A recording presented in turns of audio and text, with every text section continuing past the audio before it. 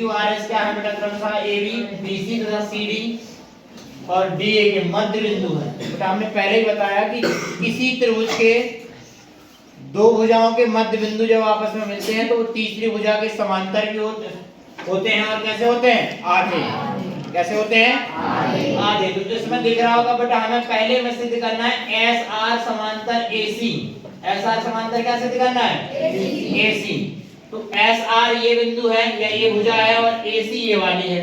तो हम त्रिभुज कौन सा लेंगे बेटा डी ए सी।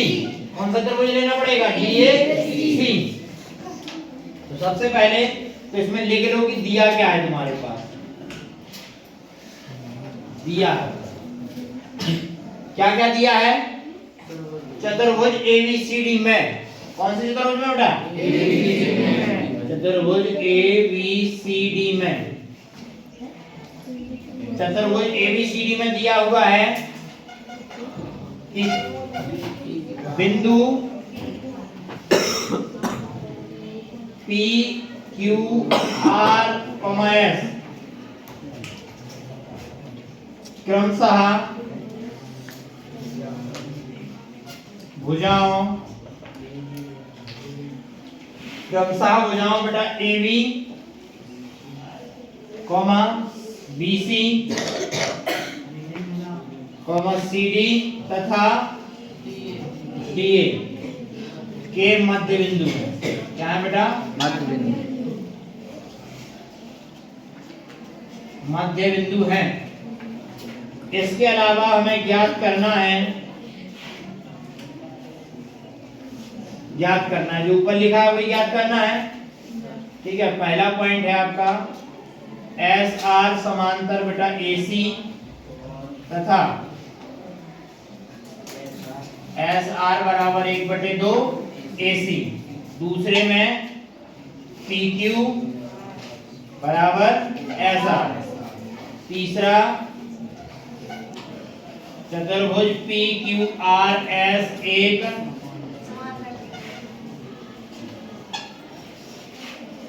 समांतर चतुर्भुज है। ठीक है तो ये चीज सिद्ध करनी है। तो बेटा सबसे पहले हमें एस आर समांतर एसी करना है। क्या करना है एस आर समांतर एसी। तो एस आर समांतर एसी अगर हम देखेंगे किसी त्रिभुज में तो बेटा वो कौन सा त्रिभुज है। देखो एस आर ये है और एसी ये है।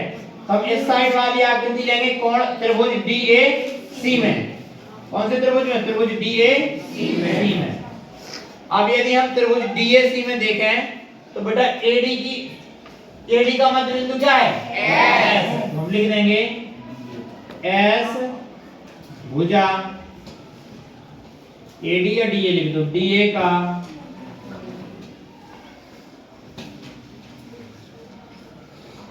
मध्य बिंदु है। दूसरी चीज इसी त्रिभुज में देखोगे तो बेटा ये वाली भुजा आ रही है तो CD का मध्य बिंदु क्या है R। भुजा CD का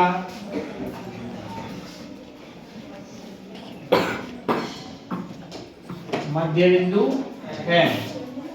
अगर बेटा ये इसका मध्य बिंदु है तो मध्य बिंदु प्रमेय क्या कहती है यदि किसी त्रिभुज की दो भुजाओं के मध्य बिंदु आपस में मिलते हैं तो वो तीसरी भुजा के समांतर भी होते हैं और कैसे होते हैं आधे।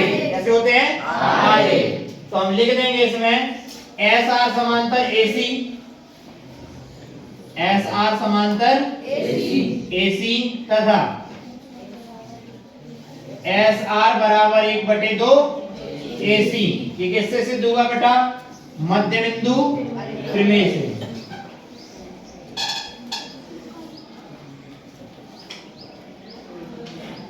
ध्यान रखना ये जरूर लिखना पड़ेगा मध्य बिंदु प्रमेय से।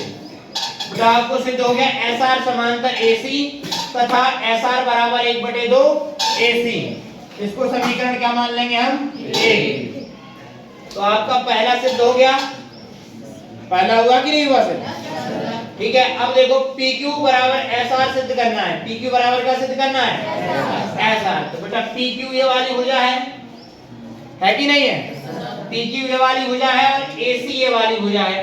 यदि हम बेटा इस वाले त्रिभुज को ले लें इसको BAC को कौन से त्रिभुज को? BAC को। तो बेटा BAC को अगर लेंगे तो दिख रहा होगा कि AB का मध्य बिंदु P है, BC का मध्य बिंदु Q है। तो ये क्या हो जाएगा? PQ समांतर AC तथा PQ बराबर 1/2 AC। तो जब दायां पक्ष बराबर हो जाएगा तो बायां पक्ष क्या होगा? ऑटोमेटिक बराबर हो जाएगा। इसलिए हम इसको भी लेंगे एक बार। कौन से त्रिभुज को बेटा? त्रिभुज BAC में। त्रिभुज BAC में बेटा AB का मध्य बिंदु क्या है? P है। तो P भुजा AB का मध्य बिंदु है। क्या है? मध्य बिंदु है। दूसरी चीज Q भुजा BC का क्या है बेटा? मध्य बिंदु। Q भुजा BC का मध्य बिंदु है। अब फिर से क्या हो जाएगा? अब क्या हो जाएगा बेटा? PQ समांतर AC। PQ समांतर क्या होगा बेटा? AC तथा PQ बराबर 1/2 AC। किससे हुआ ये? मध्य बिंदु प्रमेय से।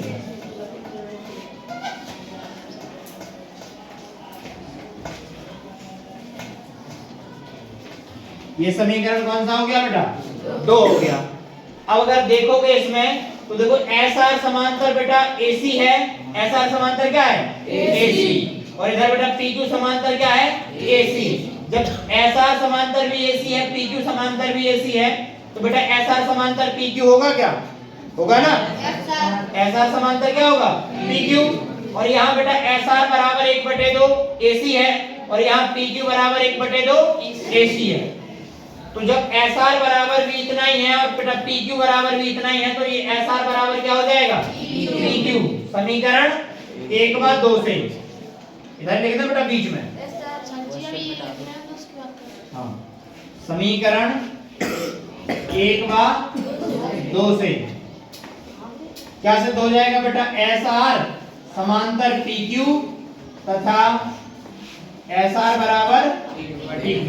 आपके पास दो चीजें सिद्ध हो गई, पहला और दूसरा। ये भी सिद्ध हो गया और ये भी सिद्ध हो गया। यहाँ ये यहाँ ठीक है, लिख लो ये। इसको इधर लिख लेंगे। हम जानते हैं कि बेटा जब किसी चतुर्भुज की सम्मुख भुजाएं बराबर कैसी होती हैं? बराबर तथा समांतर होती हैं।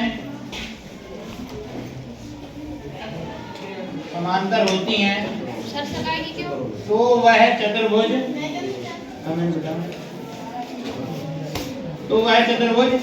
समांतर चतुर्भुज होता है। कैसा होता है बेटा? समांतर चतुर्भुज।